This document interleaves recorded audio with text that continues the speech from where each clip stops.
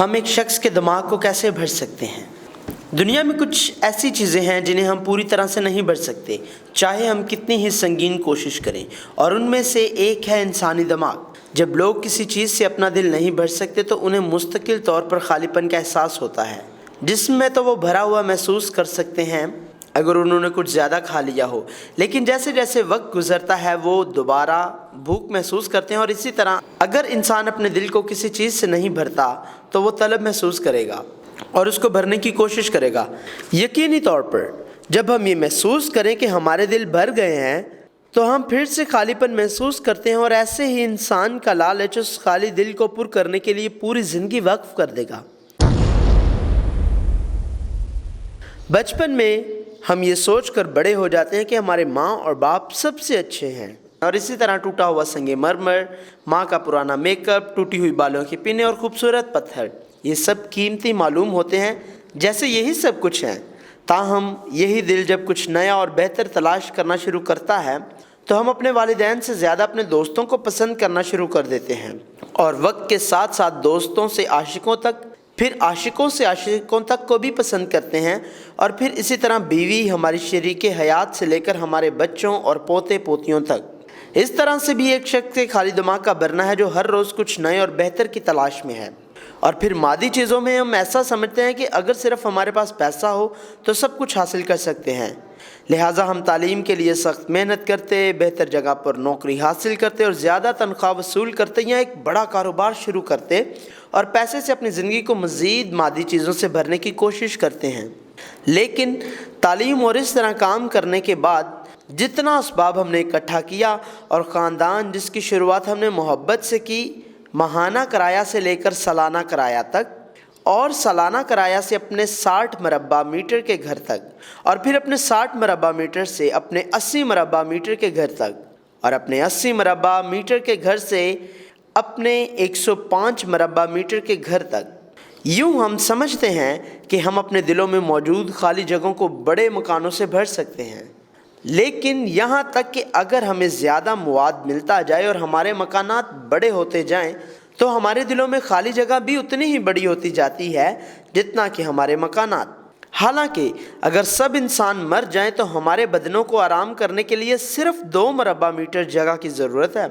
اگر کسی شخص یا مادی شے سے دل کا خلا نہ بھرے تو ہم پھر اپنے دل کے خلا کو کسی اور چیز سے بھرنے کی کوشش کرتے ہیں، جیسا کہ پڑھنا، ورزش کرنا، کھیل، غذا یا سفر، اور یوں سچائی کو یوٹیوب، فیس بک، انسٹاگرام اور دیگر سوشل میڈیا کے نیٹ ورک کے ذریعے فراموش کرنے کی کوشش کرتے ہیں، اور ہم یہاں تک کہ شراب، جوا، منشیات، کھیلوں کے ذریعے اس حقیقت سے بچنے کی کوشش کرتے ہیں، اور قلیل مدتی لطف سے کبھی نہ مطمئن ہونے والے دلوں کو بھرنے کی کوشش کرتے ہیں۔ یہ مادی اشیاء سے کبھی نہیں بھر سکتا۔ بائبل مقدس میں زکئی نظر آتا ہے۔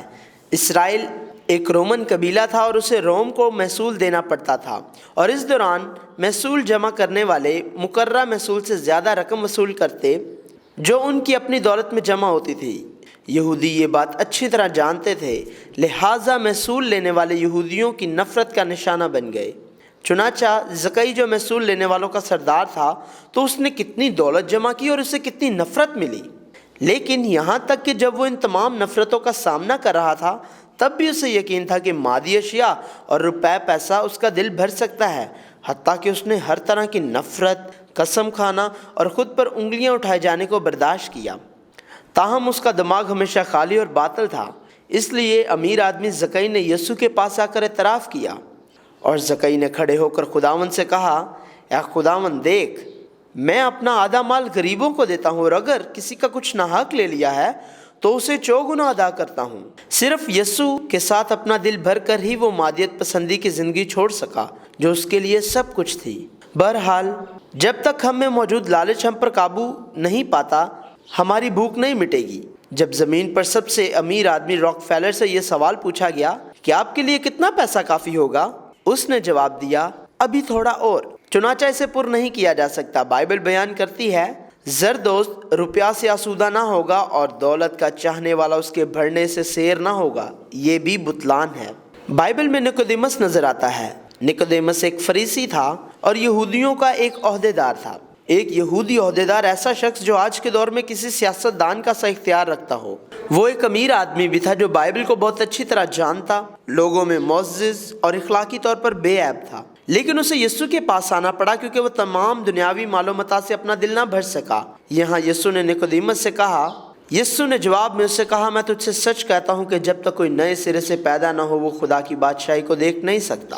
اور یسوع نے جواب دیا کہ میں تجھ سے سچ کہتا ہوں کہ جب تک کوئی آدمی پانی اور روح سے پیدا نہ ہو وہ خدا کی بادشاہی میں داخل نہیں ہو سکتا۔ پھر دوبارہ پیدا ہونے کا کیا مطلب ہے؟ تخلیق سے پہلے دنیا سنسان، ویران اور تاریک تھی، لیکن نئی زندگی جو ہم یسوع مسیح پر ایمان لا کر حاصل کرتے ہیں یہی دوسرا جنم ہے۔ وہ زندگی جو یسوع مسیح کے وسیلہ سے دوبارہ پیدا نہیں ہوئی خالی ہے۔ چنانچہ وہ مسیحی جنہوں نے خود کو یسوع مسیح کے وسیلہ سے دوبارہ پایا ان کے لیے بائبل میں بتایا گیا ہے، اس لیے اگر کوئی مسیح میں ہے تو وہ نیا مخلوق ہے، پرانی چیزیں جاتی رہیں، دیکھو وہ نئی ہو گئی۔ یہ لوگوں سے نہیں بچ سکتا۔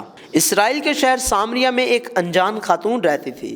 اگرچہ یہودیہ میں دن کا وقت اتنا گرم ہوتا کہ لوگ ادھر ادھر نہ گھومتے، لیکن بائبل میں یہ عورت 6 گھنٹے پانی بھرنے آئی جو ہمارے وقت کے مطابق دوپہر 12 بجے ہے۔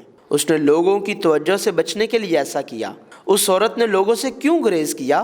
اس کی وجہ یہ تھی کہ اس عورت کے پہلے ہی 5 مرد تھے اور اب وہ 6 آدمی کے ساتھ رہ رہی تھی۔ اس عورت کو اتنے مردوں کے ساتھ کیوں رہنا پڑا؟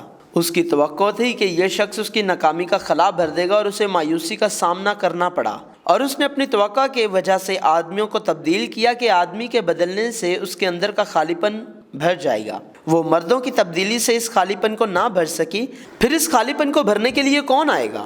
وہ یسوع مسیح ہے۔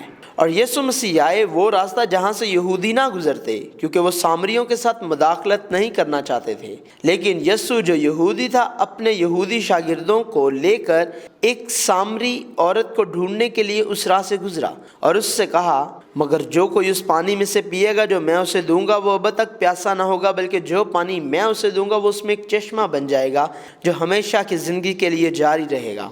پھر اس عورت نے کیا کیا جس نے 5 بار مردوں کو بدلا اور وہ اپنے 6 کے ساتھ رہ رہی تھی اور لوگوں سے ڈرتی تھی؟ بائبل بتاتی ہے، پس عورت اپنا گھڑا چھوڑ کر شہر میں چلی گئی اور لوگوں سے کہنے لگی، آؤ ایک آدمی کو دیکھو جس نے میرے سب کام مجھے بتا دیے۔ کیا ممکن ہے کہ مسیح یہی ہے؟ جب اس کا دل یسوع مسیح سے بھر گیا تو وہ نہ لوگوں سے مزید خوف زدہ ہوئی اور نہ ہی خود میں شرمندگی پائی۔